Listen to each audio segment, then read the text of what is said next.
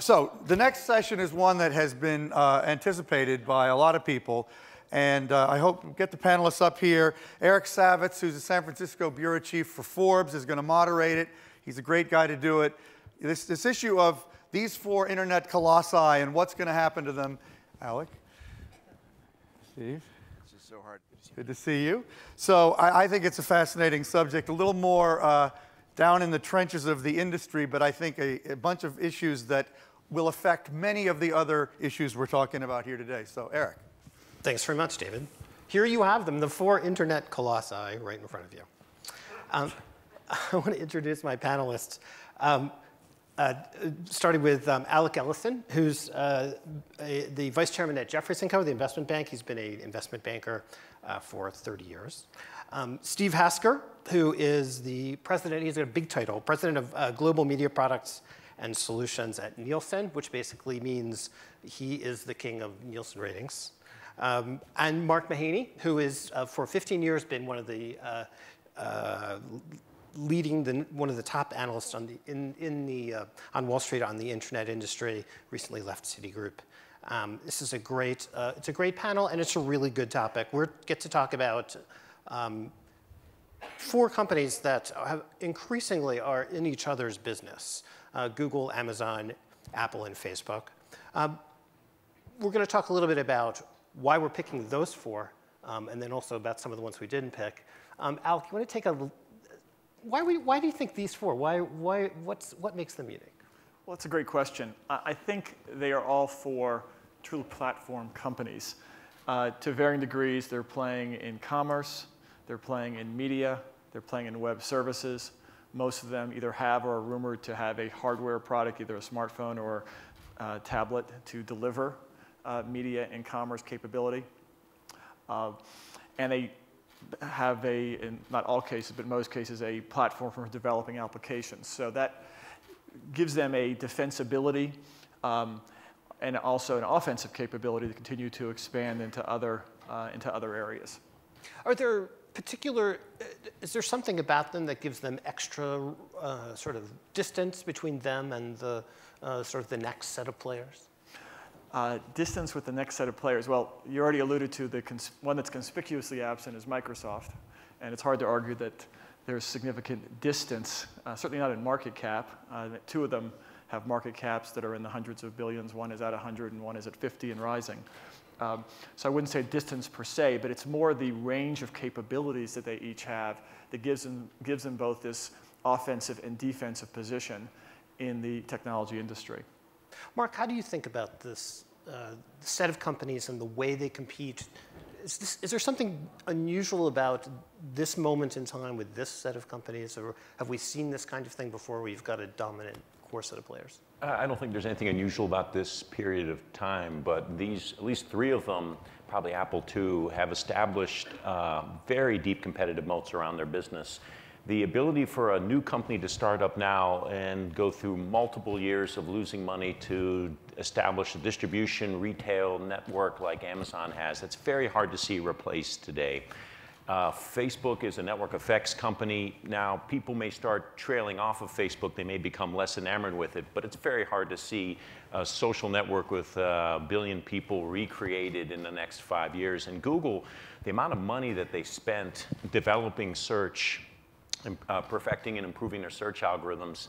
Yes, somebody could just jump away from them with a click, but still, to somebody to come up with those kind of algorithms, spending in excess of almost $20 billion, maybe Microsoft can do it. They haven't had much success to date. So those three companies, in my mind, have really established themselves as, at least for the next 5 years, which is as long as anybody on Wall Street can think, that's very hard to see undermined. So have they kind of sucked some of the kind of competitive opportunities available to the startup community out of the marketplace? Is it getting tougher to compete at the level that to do, say, what Facebook has done in a fairly short period of time, right? 8 years, they went from nothing to being in this discussion of the most influential players on the internet. Can that still happen, or because of the wide reach of these companies, is that now less conceive? I think there's tons of innovation across the internet away from those main categories that they're in. So don't try to develop the next broad-based social network. Don't try to develop the next broad mass retailer online. Don't try to develop the next broad general search engine. But there's plenty of innovation and venture capital money going into niche retail sites. Fab is an example of that. Interesting information, vertical search engines, there's an opportunity there. And networks that aren't broad-based, but that are based in certain verticals, professional verticals, what have you. I mean, I think there's plenty of opportunities, but for broad-scale plays in those three areas, it's very hard to see somebody coming in near term to disrupt that. Steve, as you look at this, this group of companies, is there one area that you think they compete in so many places, right? They compete on devices, they compete on platforms, they compete in commerce and payments and so on. Is there one or two places that the fight really, we should be paying the most attention to or that matters the most? Yeah, I mean, Eric, Alec mentioned a couple of areas that they're all sort of going at it, so to speak, from a competitive standpoint. I think the one that we focus most on is the consumer, and ultimately who'll own the consumer. And I think question number one is, does it need to be one of the players, or can all four continue to stake out significant territory against consumer time and attention? But within that, the one that we look at Nielsen for a bunch of reasons is video, logically because of our position in television, but also because if you look, for example, in digital advertising and digital business models, almost always it's video that is the most compelling experience. So the player who ends up owning the video experience, if indeed there is one player to own it, will have a very compelling position as it pertains to the consumer. And each of them are coming at it from different points of view. So, Google come at it with a tremendous database of algorithm-driven search and behavior. Amazon, of course, have all the purchase information that we've all, some of the things that we've bought in the audio world and now video. You can go across, Apple have some of the same thing. Now, Facebook are coming at it from a different angle, which is social-driven search, in a sense. So they're all coming at the video space as one example of the consumer behavior from different angles. And it's going to be very interesting to see how that plays out. Just if I may, so Steve, what you're really alluding to is what these four are doing is, yeah, they're rivals with each other, but they're sucking the value out of other industries. There was roughly, what, an $80 billion print advertising market that got a lot of the value brought online, and now is it roughly $80 billion in broadcasting advertising that's out there that they're all going after? Yeah, so the sort of tales of disruption are well known. Print is one, the music industry is obviously another, classified advertising, consumer electronics retailing. The stories are well known. I think the next frontier is video, and there's an $80 billion pool, as you say, Alec.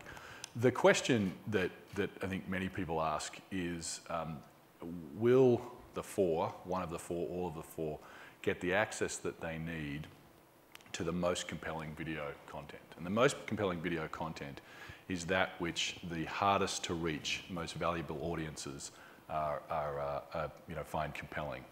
So, a lot of the sort of programming that HBO and Showtime and the broadcast networks, increasingly the cable networks control, is an example of that. Sports is an example for that. So one of the things that we watch is what kind of access are they getting to that content? Because as interesting as the sort of cats on skateboards can be on YouTube and other user-generated sites, it's really that professionally produced content that advertisers find compelling and want to have their brands associated with. So if you kind of handicapped it, do you see one of those four being better positioned than another to get access to that content before the others? I think there are very different places in their sort of the evolution of their business model, the depth of their pockets, and the degree to which they're focused on video. So, Google are very, very focused on video, having purchased YouTube and really looking to develop that product, spending large amounts of money on their own content, as one example. Apple, it's obviously a natural for them to come, given the position in music, into video, and we've seen some interesting moves there. I would argue that Amazon's moves are early, but they're interesting, associated with Amazon Prime and so forth. And then Facebook are only just starting to turn their attention. So they're at different points, and they, as I said, they bring different assets. I wouldn't be prepared to hazard a guess as to who will win. I think the first question, as I said before, is how many players can we all have delivering video content and video discovery experiences into our homes? And is it more than one? And if so, who is that likely to be? Mark, do you think video is the right place to focus here, or are there other points of competition that you think may be more defining in terms of how this plays out? Well, let me try something. The last panel we had here had to do with data, bigger data, biggest data. So you think about these 4 companies, who's got the most interesting data out there? Who's got the largest set of data? I think the answer is Google, that they've got more data than anybody else in the group. And Facebook may come in second, but then I'd push you a little bit further and think, well, who's got the most interesting data? Who's got the most commercially useful data, coming at it from a Wall Street perspective? And the people who know what you've purchased is one company. What you've searched for and what you've purchased is one company. Google has always tried to close that loop. They've never really been able to do that. Facebook's far, far from closing that loop. They only know you at the top of the funnel. Amazon gets you at the top of the funnel. They're watching you the whole way down, and then they get you at the end, or they understand you what happens at the end. So they actually, I think, not necessarily in total amount of data that they have on their consumers, but with 200 million active customers worldwide, and that's going to keep growing 25% year over year for several years. They're going to have the richest, I think, set of commercial data on consumers of all those 4 companies, I think. And they also know what you buy across a very increasingly broad range of products, services, et cetera. That, to me, is the database winner. Of the 4 companies, that, to me, is the most interesting one over the next 5 to 10 years. So how do they leverage that data that they have about our transactions? Well, they leverage it the way that people who want to make money do. They know what you're interested in, so they put products and services that you're interested in front of you, and they can service you, feed you, sell you. Basic retail, low margins, but that's fine. Alex, what is your, where would you be looking here in terms of the points of competition that might be sort of the defining concept? Well, I think that the amassing of data is certainly important, but it relates to what I'll call the what's the stickiest site? What's the stickiest place that consumers are focused on? And I think, to me, user engagement, Facebook and Google are pretty sticky. Google is still the entry point for many into the web. I think Amazon, to Mark's point, is playing both an offensive and a defensive game. They're playing offense in terms of understanding you more and more. And on the defensive side, they just keep building their scale so that nobody can ever compete directly with them. It's what Walmart did in terms of brick and mortar. Amazon's building brick and mortar. It's at their distribution sites around the world, which are millions or tens of millions of square feet now.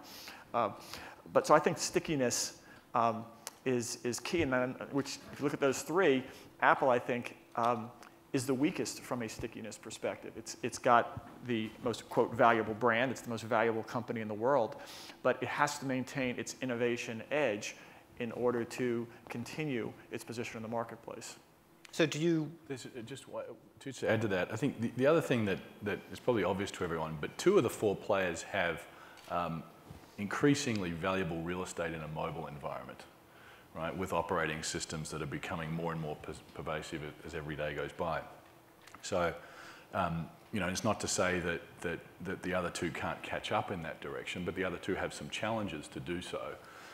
Very significant investments in iOS, very significant investments in Android, and as devices explode, as was talked about in the last panel, and consumers are ambivalent as to where they're accessing digital content, that position as owning the operating system could and should be a very interesting state going forward. I'm curious, when you look at the comparison of these 4 companies, Facebook, to me, in some ways stands out as being just less diverse. They've got their fingers directly in fewer of these pies than the other 3. They have a smaller market cap but higher sort of valuation metrics. Does Facebook deserve to be in this group? And do you think that Facebook extends its reach? There's been speculation over time about Facebook's going to get into the search business. Facebook is going to get into they're going to do a Facebook phone, was sort of a hot rumor for a little while. Alec, how do you look at that? Well, it's younger, so it's got its fingers in fewer places. But I always look at what is the market saying. I don't just mean the equity market. I mean the market for their goods and services. Facebook is a 55% EBITDA margin company. 55%. Amazon is at 6%, not surprising as a retailer. Google's at 44%. Again, when you're above that 40% level, which very few companies are in any industry, in tech it's Microsoft, Oracle, hard to name many others. But Facebook's at 55%. That tells you they have a tremendous position vis-a-vis their customer base, so the profits they're able to generate, which can fund them if they maintain their aggressiveness and speed into other areas. So they've been around less time, but that stickiness and that inherent position relative to their customers, I think, means they should very much be in this group. It really begs the question when you look at Amazon's margins. You know, it's like Steve was saying, you know, it's a retailer, so it's different. But will it be able to be as aggressive in funding growth into new markets? So that kind of leads me to a question I want to. I know you're smiling more because you know where we're going here, I think. It raises a question I have about when you look at these four companies and you think about their vulnerabilities and their relative points of strength. I'd like each of you to talk about, like, is there one of the four that you would you'd have the most worries about, or that you think is maybe, or is the strongest of the four, or maybe underrated in one way or another? Think about the relative strengths of the four. Can I just add a comment? I'd touch on that, but add a comment to Alex's point. You know, I think Facebook definitely do deserve to be in this conversation and in all of our conversations as it pertains to the consumer, as it pertains to data and so forth, for a couple of reasons. Firstly, they've got 1 billion people using the service, and they're using it a lot. Engagement varies in different demographics. The fastest growing audience group in the US is now grandparents. Right? Because it's very heavily a photo sharing site, and it just sort of starts to show you the power of the product and the service. 100 million people in the archipelago of Indonesia, 65 million Indians using Facebook now, likely to be 200 in a couple of years' time. So one is just the pure scale of the service. The second, and Alec touched upon it, is the access to the hardest to reach audiences. These are people who are not spending a lot of time on more traditional forms of media and information services, and so there's a real scarcity there. Thirdly, it's a companion in a lot of ways. So you know, many of us are looking at how to reach consumers in different ways. Very often, Facebook is used in conjunction with something else, and that I think provides lots and lots of opportunities. And last but not least, maybe most interestingly, I think the idea that if Alec and I are friends on Facebook and somehow Facebook are able to get a message to me which says Alec likes Coke, that is more compelling to me. Coca-Cola. Coca-Cola. Well, you are a banker, so I just probably worth clarifying. Okay. Well, I see dangerous tweets happening. Yeah, as a humble researcher, we don't understand terms like that. But the point being that the fact that Alec likes Coca-Cola is much more compelling to me than Coca-Cola likes Coca-Cola. And I don't think, I think Facebook have been very, very transparent about this in the last couple of quarters. I don't think they've fully cracked the way to sort of harness that peer recommendation and get those products in front of me. But there's value to that social network, and there's value to harnessing that and putting products and services in front of me. And I think when you put those four things together, they are the youngest. They are they've had an interesting year. They're in the spotlight, but those are four very, very important assets. Well, Facebook Gifts is an attempt to do just this. It's new, but that's exactly what the intent is. So I want to come back to my previous question. So Jefferies, you mentioned to me, actually has buy ratings on all four of these stocks. We do. Is there one that stands out either at the high end or the low end in terms of enthusiasm or risk? How would you? Well, I'll give my view as opposed to the official firm view. Again, we do have buys on all four, and we're bullish on all four, mainly because they're consuming other industries. And you add the four together, depending on the week, you've got $800 to $900 billion of market cap. So you're talking 6%, give or take, of the entire market cap in the US. It's an extraordinary kind of statistic. So it's consuming these other industries, going after broadcast advertising, as Steve was describing. But I think from a vulnerability standpoint, Apple, to me, is the most vulnerable on a couple levels. First, it has to maintain this innovation edge. The engagement isn't so much with the Apple device, it's what's on the device. And there's been a lot of hay made now about the new Samsung devices, and those ads that we've all seen where the next thing is already in the Samsung device. And those of us can remember that Apple did go through a time where it almost went out of business. Michael Dell famously said back in the mid-90s they should just return the cash and fold the place up. It came back with new products, new capabilities. It has to keep doing that. I also think that the retail store network is seen as a tremendous advantage. It was prescient for Apple to build it because it provided a place for people to go to experience the technology, to engage with it, and to purchase it. But there was once the IBM marketing, the IBM network across the world was what gave IBM its tremendous position for 2.5 decades, and it became an albatross in the 90s. And Lou Gerstner famously figured out a way to make it a competitive advantage again by going into the services business. So will the Apple store network become like the Disney store? Who's been to a Disney store recently? How many went to a Disney store 15 years ago? Probably all the hands go up. Okay? If you maintain competitive and innovative products, then the network of stores is an advantage. If you start to lose it, it becomes an albatross. Do you guys agree with that? Look, I think I agree with what Alex said. I wouldn't. The two things that we look at, just in terms, we don't. Unlike these two guys, we don't pick stocks. Firstly, secondly, Nielsen work with all four in pretty meaningful ways. But the two things we look at going forward as to who's likely to be successful or well positioned is one, demographics. So very, very, we've seen it in the recent election, very, very fundamental demographic shifts, we're all aware of them. And ask the question, which of these firms is better placed in demographics? And the second one is international. If you look at the sort of portion of total global GDP growth and where it's going to come from, it is going to be outside of the US. And I suppose on the second one, these guys may know much better than I do, but certainly Google is a global company, as is increasingly Apple, and Facebook have a very meaningful proposition, as I touched upon a second ago, across the world. I have a perception that Amazon are less so, but I must confess I don't know. It is less so. And Google's 55% non-US now. I know I'm doing a disservice to Apple. I've spent 15 years covering Amazon, 10 years covering Google, 3 years privately and publicly covering Facebook, and I don't cover Apple, so I'm missing that a little bit, although I've got just as many Apple products at home as everybody else here in this room, I'm sure has. The one other characteristic I think about, again, not knowing Apple as well, as management teams. And the one major question mark has to be over Facebook is the quality of the management team. David has spent more time with Mark Zuckerberg than anybody else has, which is a bit of a problem. That not too many people really know this person. And by the way, you don't know how good these executives are for 5 or 10 years. Jeff Bezos wasn't clear that he was, quote unquote genius, and there really aren't geniuses out there, but it wasn't clear that he was an outstanding executive and a visionary for 10, 15 years. Same thing, I think, can be said about the Google guy. Same thing probably about Steve Jobs. It takes a while to show that you can see trends, execute well against trends, and come out generating a lot of cash for shareholders from the Wall Street perspective. So I think about the biggest trend that's gone through the internet phase in the last 5 years has to be mobile.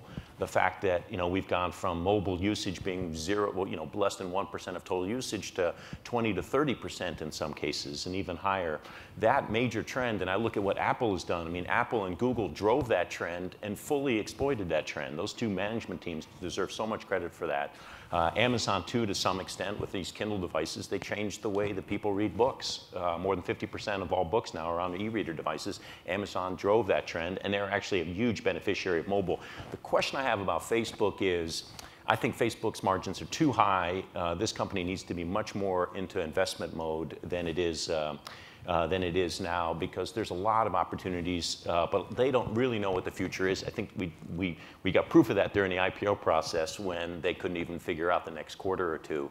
But it's a very hard thing to figure out. Who knows what Facebook's going to be like 3 to 5 years from now? I think about what they did in mobile. I think they I think they under-resourced mobile. They were late with tablet, their iPad app, and they took them. I think they made some bad bets, and they acknowledged this publicly. But I think the issue is they didn't make enough bets on mobile. I like the stock. I had recently upgraded at my prior firm at 1950. I like the stock, but that's the big question mark of these 4 companies. The one with the question mark on management team has to be Facebook.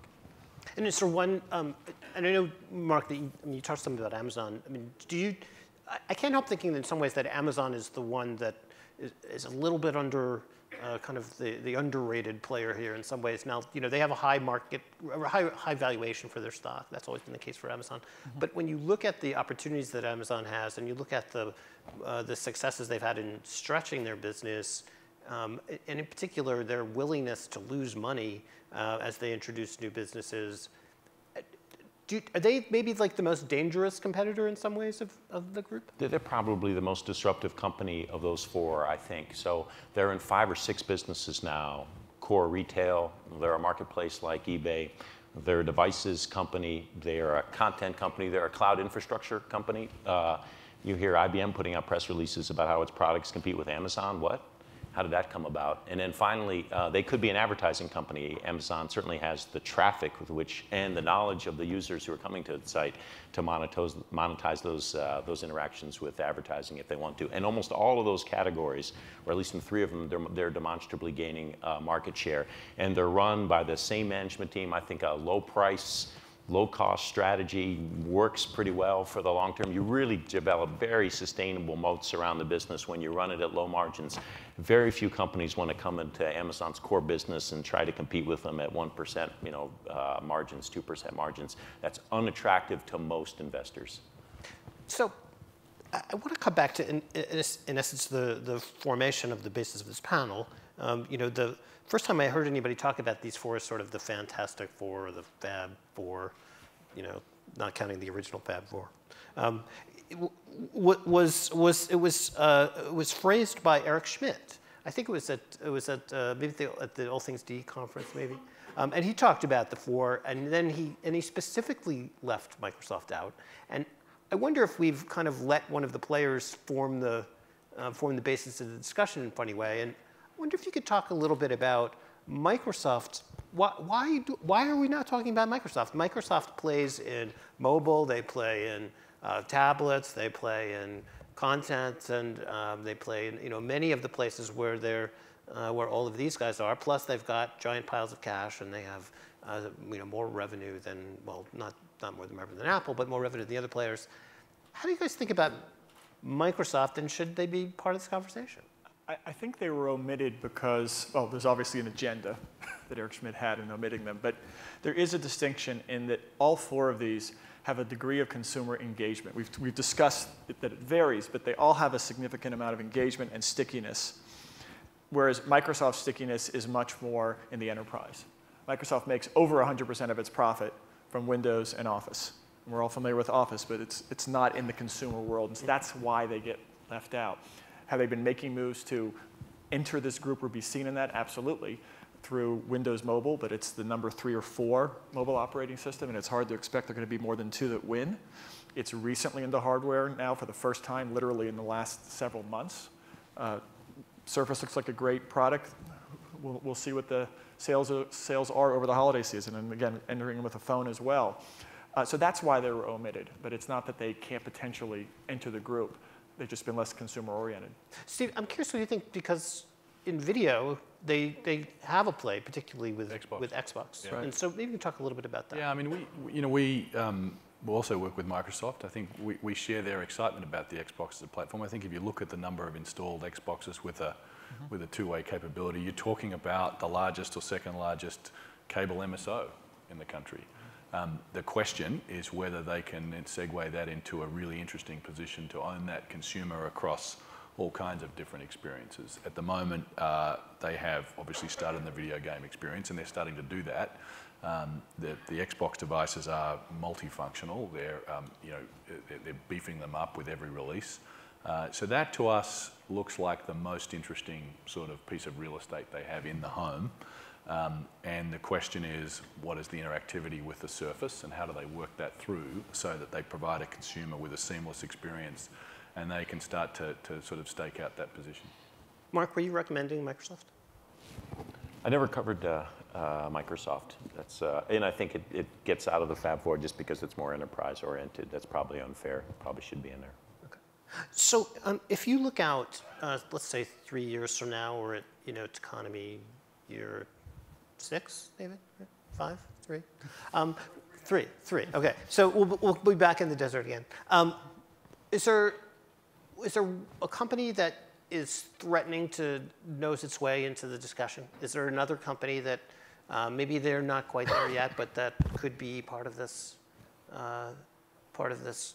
group that's sort of come to dominate the internet and communications world? There must be. There just has to be in a consumer internet space where the switching costs can be so low. There has to be. So what are the big platform plays out there? Maybe a Twitter. I mean, there's so much that needs to be done there, though, before they become a viable platform. The usage interface needs to develop so dramatically, but nonetheless, there's a heck of a lot of usage there. When we were talking beforehand, we were wondering maybe there's some international companies, maybe there's some Tencent in China. You know, maybe we should be considering that. It's just, you know, what I find so interesting about these U.S. internet companies is that none of them are U.S. internet companies. They all have at least 50% of their profits, revenues, user base outside the U.S., usually more than that. So they've really been able to, for a variety of reasons, probably including cultural reasons, expand globally better than almost any other company. But that doesn't mean that we can't be surprised. Tencent's generating a huge cash profile. They probably have to do a lot of acquisitions, but that may be one of those Fab 5 companies in the future. And I'm sure I'm missing somebody else, but I think we can be absolutely certain that there'll be another disruptive company of this size within the next 5 years, just as we didn't know anything about Facebook as recently as 5 years ago, 7 years ago. Eric, I'm going to ask a question. I don't know if somebody can get my mic on, or else somebody can bring me one. But, you know, there's a lot of equivalency that's been discussed about these companies, and a lot of presumption that they are heading into the same markets.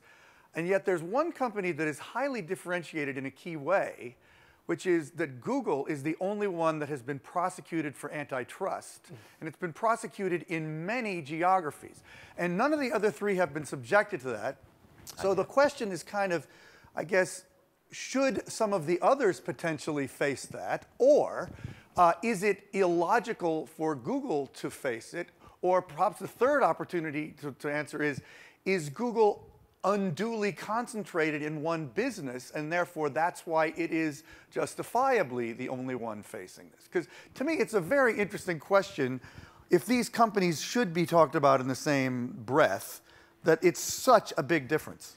Yeah, that's a major risk for Facebook and for Google, and I'm sure that within the next 10 years, Apple and Amazon are going to face that kind of scrutiny as well. It just happens with large companies. And Google has such an ability to influence where traffic is. And when they do these things with Google Places and they disrupt companies like Yelp and TripAdvisor, I mean, it's almost blatant. It's at least a use of power, if not an abuse of power. Facebook has these dramatic privacy issues that they're going to have to confront. I mean, on one hand, they've got this massive database. On the other hand, the problem is they've got this massive database, and it's data that a lot of us don't want to have monetized. So I would imagine in the next one to be scrutinized, whatever the right word, investigated, will be Facebook, but along the way, both Apple and... Yeah, I don't think Amazon will be, because it's competing with the Walmarts of the world. More and more, the entire retail and distribution system, the brick and mortar players have online capability as well, so I think it's the least likely to be. Their percentage of the market is tiny. I'm sorry? Department of Labor. Oh, okay, yeah, but not from an antitrust perspective. Yeah. Yeah. Right, although it does, the other legal question here that comes up, right, is patents. And, you know, we've seen, I mean, that there's patent risk for some of these companies. They've been suing each other kind of serially in jurisdictions all over the place. So it was very interesting that last night Apple and HTC announced that they had settled their patent litigation in all jurisdictions, reached a 10-year license. So maybe we'll see sort of some gradual winding down. Certainly there's, I mean, I defer to the two guys on my side, but as the Wall Streeters, but there seems to be two pretty significant value creation opportunities for investors. One is if you own a patent that these guys need, it doesn't matter what the rest of your business looks like, that's a pretty big opportunity. And the second is the startups that get some traction in the minds of consumers, and there's a feeding frenzy amongst the big players to get hold of them and therefore take them off the game. Like the next Instagram. Right, exactly. Well, you know, that raises an important point, is that you said who's going to be at Techonomy 6, so 3 years, who might prevail. Go out 10 years, and I would hazard that it's a company that is using a new technology that isn't yet economic. And the analogy I use is there were early social networks a decade ago. How many of you remember 6 Degrees? Probably not many of you. I've got some hands, good. Okay, so they were at 1.5 million users right before they went bankrupt, and as they were about to go bankrupt, what they were debating is, can we afford to let every member have his or her picture on the site? Okay, now Facebook doesn't exist unless storage costs come down where you can put in pictures. So Facebook's uploading, what is it, 200 million pictures a day now, users on Facebook. So storage costs have dropped by 99.9% over a decade. So what technologies, maybe it's voice recognition, that creates the opportunity for it creates a technological shift that gives users a different way to engage with the internet. Apple obviously is focused on that with Siri, but I think Siri is a great example of a good potential Saturday Night Live skit, more than that can't possibly be a good thing. So why don't we take a couple of questions from the audience? I know we're going to running out of one or two. David says we're standing between. Yeah, we have it in the back. Yeah, number 50. Yeah, hi, it's Ray Kurzweil. So in response to who might be a player in Techonomy 16, there's a player I think that's very well positioned that was mentioned tangentially, which is not considered an online company at all. Amazon is considered the 900-pound gorilla in online retail, but Walmart is 10 times bigger. They're not asleep at the switch. They can see the direction that retail is headed. They can gain all of these elements of the stack, platform, all the different types of media, very, very quickly. There are ways to do that and be a very powerful player. They've got distribution everywhere, actually dwarfs Amazon. So I'd be interested in a reaction. But these online companies are not going to sit there just watching this transformation. I'll give you one thought on that, Ray. I think, if you look at why do the major, extremely well-funded, stocked with talent corporations often not adapt quickly, it's because they're going to eat their own lunch. And I think you hit upon it with the distribution asset. That is where a lot of their costs lie, and that's actually an asset as you go into the digital world. It's not the same kind of millstone around the neck that the record labels faced, that the newspapers faced, and so on and so forth in terms of protecting a business model. So I think that's an interesting one. Yeah, I would add that I talked to someone from Walmart Labs a week or two ago who mentioned that they were going to expand their presence in the Valley by like 50% over the next 12 months. So they're coming. We take one more over there. You've talked a lot about, Mark Bonchek with Orbit. You've talked a lot about content and commerce as competitive arenas. I wonder if you could speak about payments. So there's a sumo wrestling match going on between the credit card companies, Google Wallet, the telcos over the demise perhaps of the plastic card moving to mobile. Apple and Amazon have hundreds of millions of credit cards. Facebook doesn't as much, isn't moving in that space. How does payments factor into this evolution? I think payments is one of the most interesting areas of innovation now. It's where there's a lot of, obviously a lot of investment. My slight concern is that we had an enormous amount of investment into the local opportunity a few years ago, and that's been investment bust number one out of the recent internet IPO cycle. And then there's a lot of investment into the social gaming space in the internet, in the venture capital world, and that was investment bust number two out of the recent internet IPO cycle, but they can still come back. And I wonder about payments. Some of the directions that payments are going into, I wonder if there's investments into problems that don't exist. And I think about the in-store payments solution, and I've spent a lot of time using Square in stores. And I feel cool when I do it, but I didn't really save myself any time. I didn't really get any discount, got nothing. So I just wonder about the amount of not to mention that particular company, but there's a lot of investments in that area, and I wonder if there's really is a problem that's being solved. That all said, eBay is extremely well positioned in terms of payments online. They have never been materially impacted. And as payments go mobile and as commerce goes mobile, there's a chance for them to really have a very large share of all the payments that are of alternative payments, that 10 to 15% of all payments. But whether there's really going to be dramatic disruption of the 85% of all payments, I don't know. I guess I'm skeptical, because I'm skeptical that there's something fundamentally broken there, but I'd love to be corrected. I would just add, I think payments is a little bit of a Trojan horse. It's not the direct industry you target to consume, like print advertising or broadcast advertising, or even transportation with Google's automobile. Payments is an enabler to get into other industries, be it financial services or parts of the retailing world. So it's, I don't think it has the volume of dollars to go after some of these other markets do. I think we are beyond out of time. Oh, you wanted? She's been waiting. All right. Okay. Tokumbo Ishmael Alithiev, Lagos, Nigeria. We talk about Africa as the next frontier, and there's a lot of talk about 140 million users on the internet. And of the 4 players we're talking about, Amazon is the one who seems least into the market and is certainly the most unrecognized of the brands. And related to Ray's question, with Walmart coming in and recognizing the continent as a place to tap 1 billion consumers, can you comment on Amazon's potential role on the continent or not? Yeah, I'll be real quick. And I thought, Ray, actually, I just didn't, because somebody else answered your question. I thought in terms of the long-term risks to Amazon, there have always been the potential for multi-channel retailers, really good, innovative multi-channel retailers to cap Amazon's long-term market share. I think about Amazon, I'm surprised that Amazon doesn't have distribution facilities on the ground in Brazil. It doesn't have distribution facilities on the ground in India. And I'm somewhat surprised they don't have them in the ground in parts of Africa as well. The challenge that Amazon has is when they actually, I bet you Amazon Web Services has probably got a reasonable presence in Africa, but in terms of a physical presence, it's just a little harder.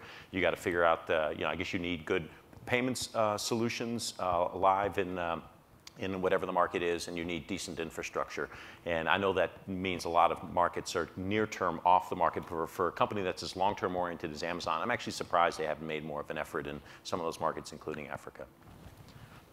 And with that, I think we're about out of time. Thank you, guys.